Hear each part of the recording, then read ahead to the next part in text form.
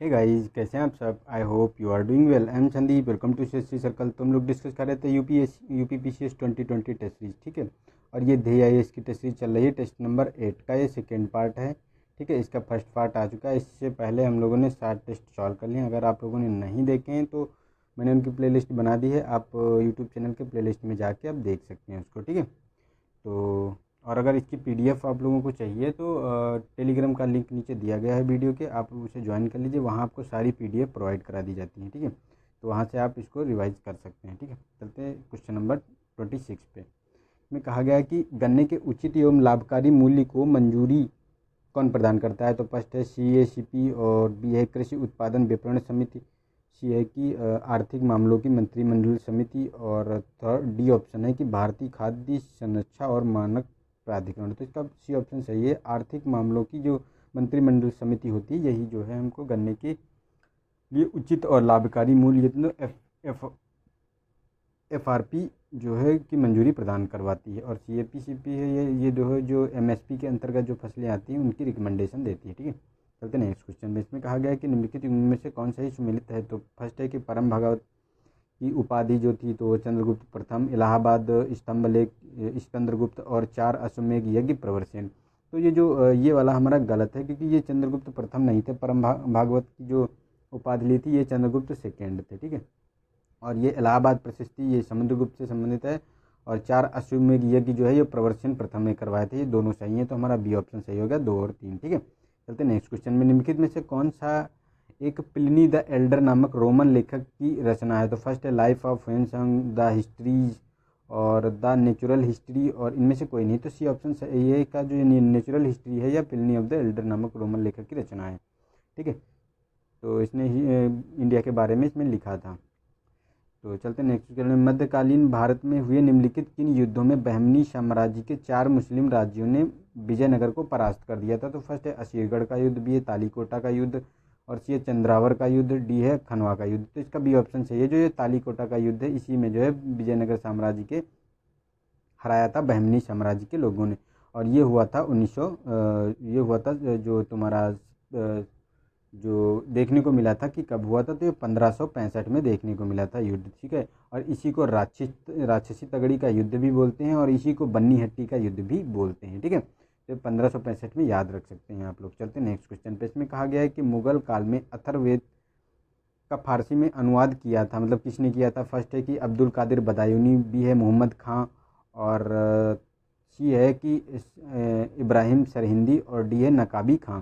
तो इसका C option है। जो ये अथर्ववेद का हिंदी में अनुवाद अथर्ववेद का जो अनुवाद किया था फारसी में, ये सरहिंदी ने किया था, इब्राहिम सरहिंदी ने, ठीक है। चलते हैं नेक्स्ट क्वेश्चन में। इसमें निम्नलिखित कथनों पर विचार करना है। तो फर्स्ट है कि ये रबड़ एवं काजू की फसल के हेतु उपयुक्त मृदा होती है। आयरन ऑक्साइड की उपस्थिति इन्हें लाल या गुलाबी रंग प्रदान करती है। तो किस मृदा के बारे में बताया गया है। ए ऑप्शन है काली मिट्टी, B है लेटराइट, C है दोमट, और D है बलुई मिट्टी। तो इसका ऑप्शन B सही है। जो ये लेटराइट मिट्टी के बारे में ये बात करता है, क्योंकि ये जो महाराष्ट्र वाला क्षेत्र आपको पाया जाता है, ठीक है। इंडिया में ये महाराष्ट्र और जो ये कर्नाटका वाला क्षेत्र पाया जाता है, इसी के क्षेत्र में ये मतलब मिलती है हमको लेटराइट मिट्टी, ठीक है। इधर भी मिलती है, और ये नॉर्थ ईस्ट वाले क्षेत्र में भी थोड़ी मिलती है, तमिलनाडु वाले क्षेत्र में भी देखने को मिलती है आपको। इसी में कॉफ़ी उगाई जाती है, ठीक है। तो चलते हैं नेक्स्ट क्वेश्चन पे। निम्नलिखित कथनों में निम्नलिखित कोयला क्षेत्रों में से कौन से क्षेत्र दामोदर घाटी की अवस्थिति है और नीचे दिए गए कूट का सही उत्तर है। तो फर्स्ट है कि ये दामोदर घाटी क्षेत्र में कौन स्थित है, ये बताना है। तो फर्स्ट है कि रानीगंज, सेकंड है पालना, और थर्ड है झरिया, फोर्थ है करणपुरा, फिफ्थ है तातापानी राउरकेला। तो इसमें देखो रानीगंज, झरिया और करणपुरा, ये तीनों जो है दामोदर घाटी में आप लोगों को देखने को मिलते हैं, लेकिन पलना और तातापानी ये रामकेला ये नहीं देखने को मिलता है। तो हमारा 1 3 और 1 3 4 1 3 4 1 3 4 C ऑप्शन हमारा सही हो गया। चलते हैं नेक्स्ट क्वेश्चन पर। निम्नलिखित देशों में से किसकी सीमा काला सागर को स्पर्श करती है। तो फर्स्ट है यूक्रेन, सेकंड है जॉर्जिया, थर्ड है बुल्गारिया, और फोर्थ है आर्मेनिया। तो इसकी जो आर्मेनिया है, आर्मेनिया जो है इसे काला सागर से स्पर्श नहीं करती। यूक्रेन, जॉर्जिया और बुल्गारिया, मतलब 1 2 3 1 2 3 ए ऑप्शन सही है। इसके साथ साथ रसिया और तुर्की को देखने को मिलेगा, और तुम्हारी जो देखने को मिलेगी इसमें तुर्की है, रसिया है, और जो तुम्हारा एक क्षेत्र पाया जाता है तुर्की रसिया के साथ साथ तुम्हारा ये जो तुर्की रसिया और रोमानिया रोमानिया भी इसके साथ ये टच करता है जो है, ठीक है। तो हमारा ये ऑप्शन एक सही हो गया। चलते हैं नेक्स्ट क्वेश्चन में। संसद सदस्यों की निर्भरता से संबंधित प्रश्न का विनिश्चय राष्ट्रपति निर्वाचन आयोग के परामर्श के अनुसार करेगा। यह वर्णित है किस अनुच्छेद में है? अनुच्छेद 102, अनुच्छेद 103, अनुच्छेद 104, डी ऑप्शन है अनुच्छेद 105। तो इसका जो बी ऑप्शन है अनुच्छेद 103 जो ये संदर्भित करता है।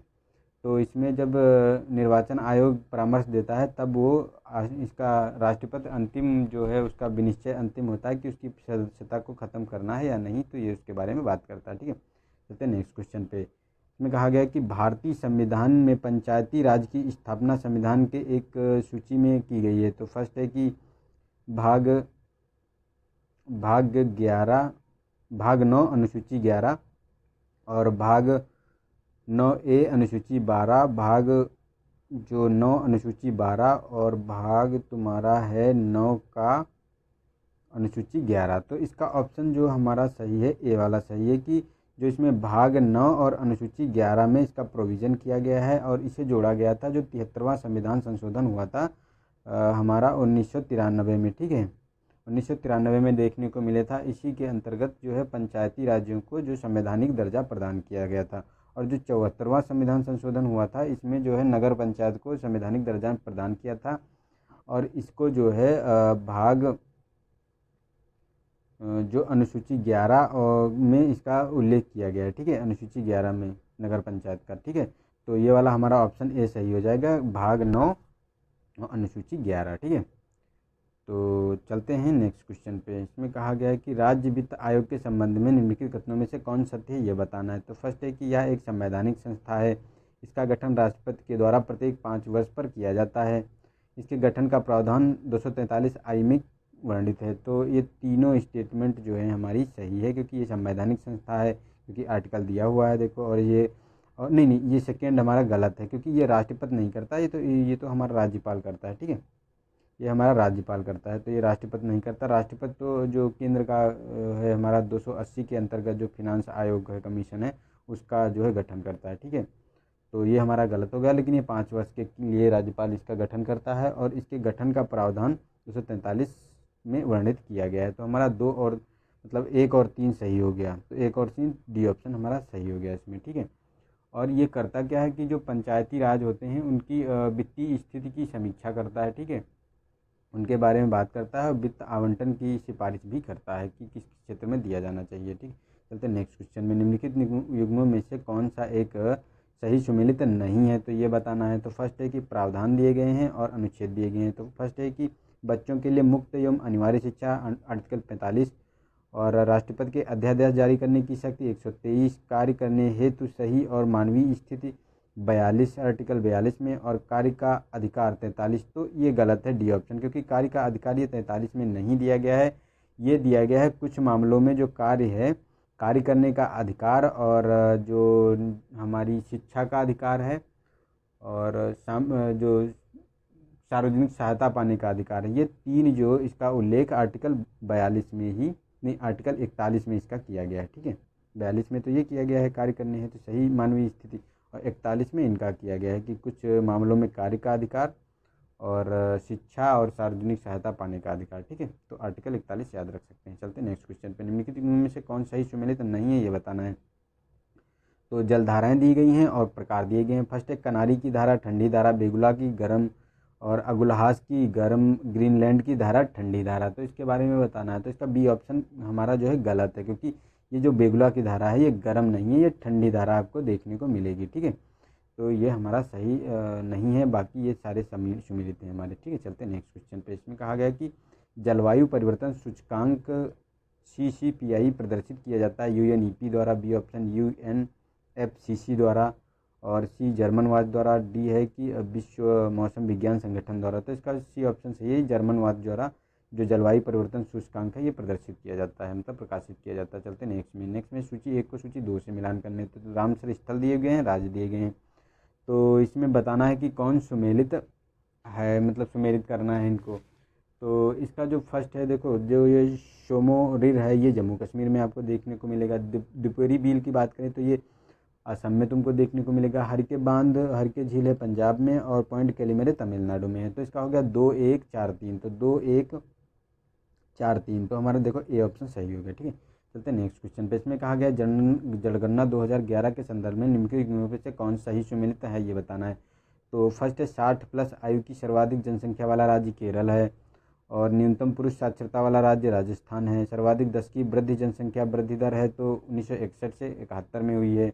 तो हमारा देखो ये तो सही है हमारा कि सबसे ज़्यादा जनसंख्या वृद्धि जो है 61 से 71 में हुई है, और जो 60+ आयु की सर्वाधिक जो जनसंख्या वाला राज्य है ये केरल है। लेकिन ये गलत है, क्योंकि न्यूनतम पुरुष साक्षरता वाला जो राज्य की बात करें तो ये आपको बिहार देखने को मिलेगा। ठीक है, और इसमें 71 पॉइंट के लगभग जो है इसकी साक्षरता पाई जाती है, जो सबसे कम है। तो हमारा हो गया 1 और 3 सही। ठीक है, डी ऑप्शन।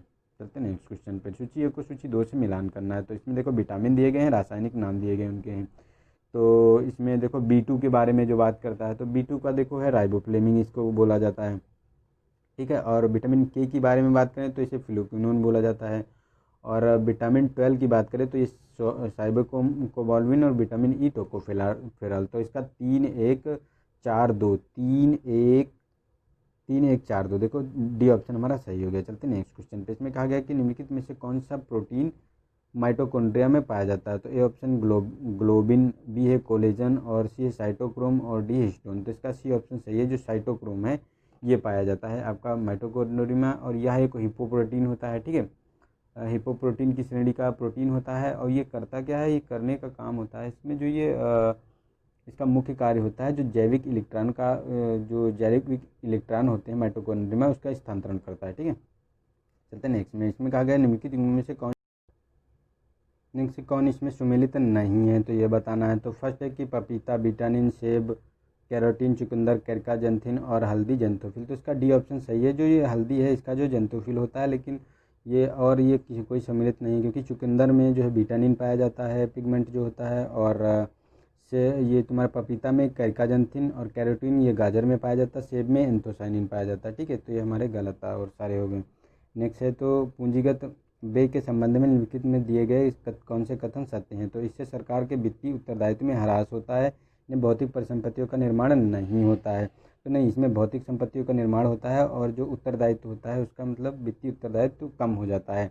क्योंकि क्या होता है, जब जो सरकार क्या करती है, जब किसी कंट्री को ब्याज पे मतलब ऋण देती है किसी को, तो उसका उत्तरदायित्व तो अपने आप कम हो जाता है, क्योंकि जिसको ऋण दिया जाता है वो उस पैसे को कैसे मैनेज करेगा, ये उसके ऊपर प्रॉब्लम है। तो हमारा जो है उत्तरदायित्व वित्तीय तो कम हो जाता है, लेकिन उससे हमको क्या मिलता है, उससे हमसे ब्याज मिलता रहता है। तो वो मतलब एक हमारी भौतिक संपत्ति है, वो दोबारा हमको वापस मिलेगी, इसीलिए इसको कहा गया है। तो ये हमारा जो है सेकंड गलत हो गया, और फर्स्ट हमारा सही है, तो इसका ऑप्शन ए सही हो गया। ठीक है, चलते हैं नेक्स्ट में कहा गया कि निम्नलिखित सामाजिक संस्थाओं में से किस एक की स्थापना सबसे बाद में हुई है। तो इसमें बताना है। तो फर्स्ट है कि आर्य समाज, बी है ब्रह्म समाज, सी है रामकृष्ण परमहंस और रामकृष्ण मिशन, और डी ऑप्शन है प्रार्थना समाज।